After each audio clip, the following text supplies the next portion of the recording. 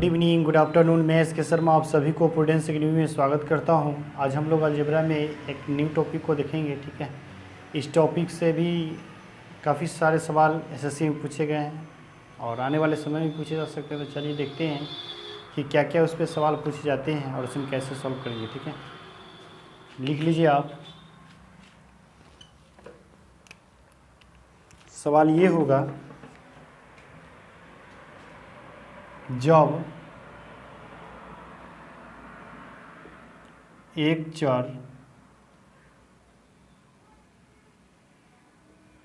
का मान दिया हो, जब एक चर का मान दिया हो तो दूसरे चर का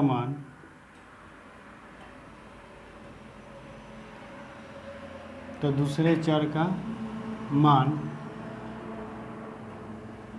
ज्ञात करना। जब आपको एक चर का मान दिया हो तो दूसरे चर का मान ज्ञात करना। सवाल नंबर 1 से इसे देखते हैं। सवाल ये दे रखा है कि 4x/3 + 2p = 12। जहाँ पे आपको x = 6 दिया है तो आपसे पूछ रहा है कि p = 8। अब आप ध्यान दीजिए,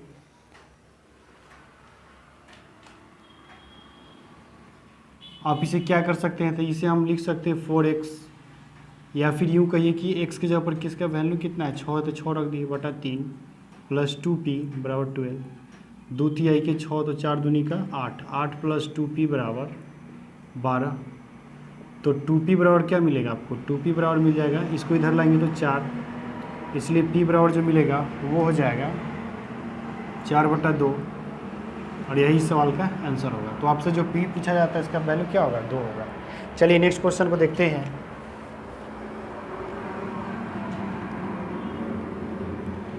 सवाल नंबर 2,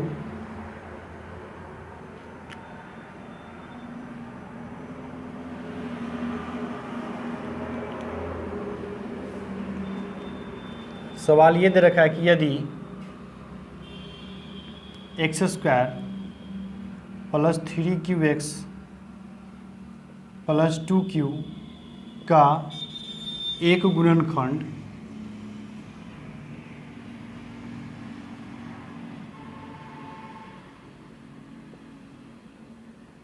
x - 2 है तो q = 8, यानी q का मान क्या है। यहाँ से आप x - 2 = 0 लीजिए, तो यहाँ से x बराबर क्या मिलेगा आपको, 2 मिलेगा। ठीक है, और उसके बाद आप लिखिएगा, वो हो जाएगा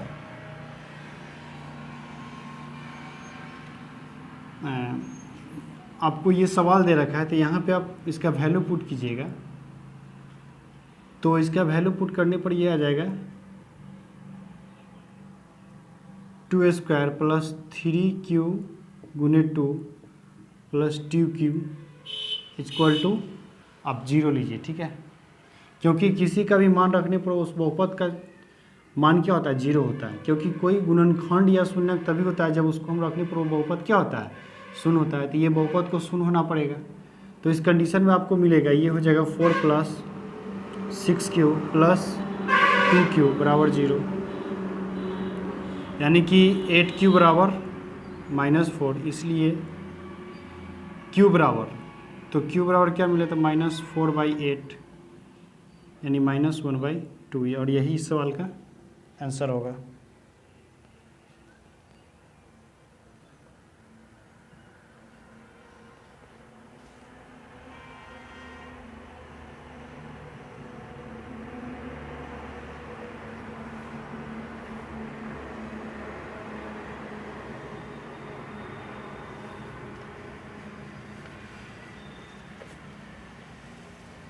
चलिए तब नेक्स्ट क्वेश्चन को देखते हैं।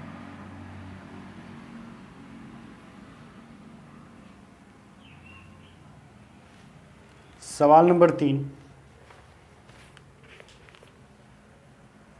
सवाल ये दे रखा है कि 4x = 18y, तो आपसे पूछा जा रहा है कि xy = व्हाट। अब यहाँ से आप क्या कीजिए, इसको y को इधर लाइए तो ये हो जाएगा आपका 4x बाई 18y, सॉरी आप इसको x बाई y को इधर लाइए तो ये क्या हो जाएगा 18/4, और इसे छोटा करके क्या आएगा 9/2, यानी कि जो आपसे पूछा जा रहा था वो x बाई y का वैल्यू क्या होगा 9/2 होगा, और यही सवाल का आंसर होगा। चलिए तब नेक्स्ट क्वेश्चन को देखते हैं।